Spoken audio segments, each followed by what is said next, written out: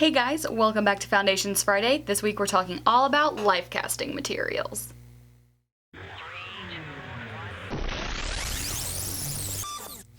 Last week I talked about the do's and don'ts of life casting. Check that video out here.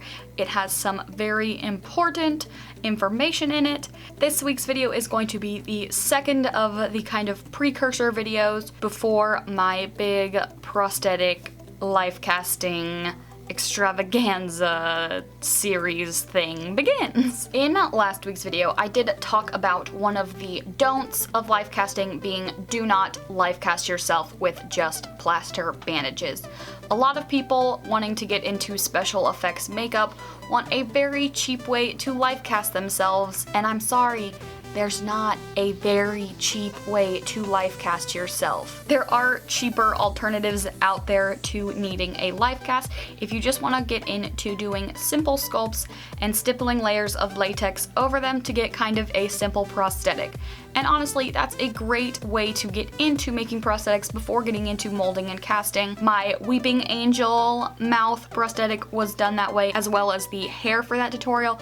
All sculptures that I just stippled latex on top of instead of having to mold and cast something. You can use anything from a styrofoam head, just make sure it's one of the more anatomically correct proportioned ones, not one of these stylized ones. Their proportions aren't right. Monster Makers makes what they call their Ed head, which is a full life-size armature of a head that you can use to sculpt on, and it is around $60, so really not that expensive. If you save up money, or even as a present, you could ask for one, and they are really great quality. They really do last. If you're extremely low budget, you can even use a cheap little kind of plastic party mask to sculpt on, but the less money you're willing to spend on a life cast or an accurate head form, then the lower the chances you get of getting a well-fitting prosthetic. The material I learned to life cast with and what I've been life casted with is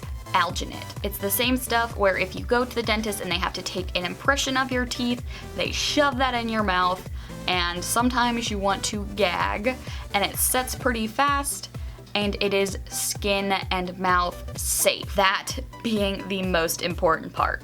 The first materials I'm going to talk about are the materials you'll need to prepare the model. If they're not bald, you will need a bald cap. It doesn't have to be a fancy one, just one good enough to cover the hair. You'll also need some form of adhesive to apply the bald cap. I prefer Prozate for this. You'll also need a trash bag for them to beautifully wear, as well as duct tape to put some markings on it, and you'll need Vaseline for their eyelashes, eyebrows, if they have a beard, anything like that. You'll also need things like sponges, Q-tips, and maybe some mixing sticks. Next, the materials you'll need to actually life cast the person.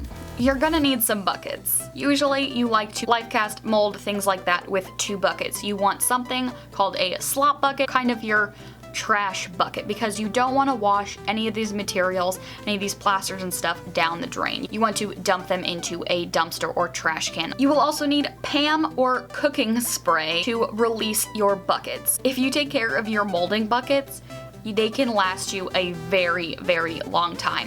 Just make sure to properly release them, or else all of these materials can stick in them and it can get real nasty. Some people also like to use gloves when life casting and molding. I personally don't like to because I feel like I have more control when I'm just using my hands. You're also going to need alginate. Alginate comes in a powder form, and you just add water to it, and you're gonna want to add cool or cold water because that gives you more working time. If you add hot or warm water into alginate, it sets very, very quickly. You're also gonna want to use some form of cotton, either unrolled cotton balls or cotton batting. And last, you will need plaster bandages. Now, these don't actually ever directly touch the skin, but they are a key component to life casting. Once the alginate and plaster bandages are completely set on their face, you're going to want to make what's called a corrective positive. The goal of this process is to correct any imperfections in the cast.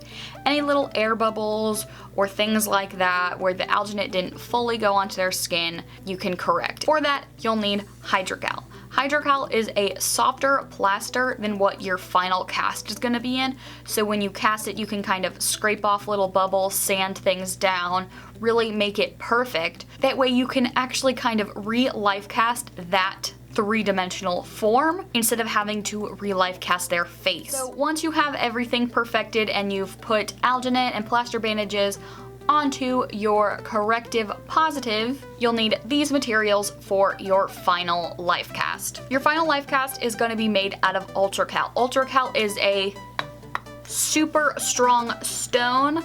Once it's set, it ends up kind of grayish in color, where Hydrocal is like pure white, kind of similar to Plaster of Paris, but still stronger than Plaster of Paris. You'll also need burlap. Just the natural stuff will do. It's going to end up going in the middle of your mold to further strengthen it. If you're making a full face one, not just like this little snap mold of my face, you're gonna wanna have some form of steel pipe that allows you to press it into a mold and pull it out of a mold. But if you're not making a full face life cast and you're just making little snap molds like this of certain sections of the face, then you're going to want a drill and a bit like this. This is a 1/4 inch core box router bit. It's for woodworking actually, but it's how you get these little indentions in here. They're called keys. That's everything that I have written on my little list. I'm sure I probably forgot something. You kind of do need a lot of things to do a life cast, but you end up with something really accurate that's gonna last you a very long time. The cheap little DIY ones that there are people out there making tutorials on of you life casting yourself with plaster bandages and then pouring plaster of Paris into it, those life casts aren't gonna last because plaster of Paris is not a very strong material. It chips away fairly easy.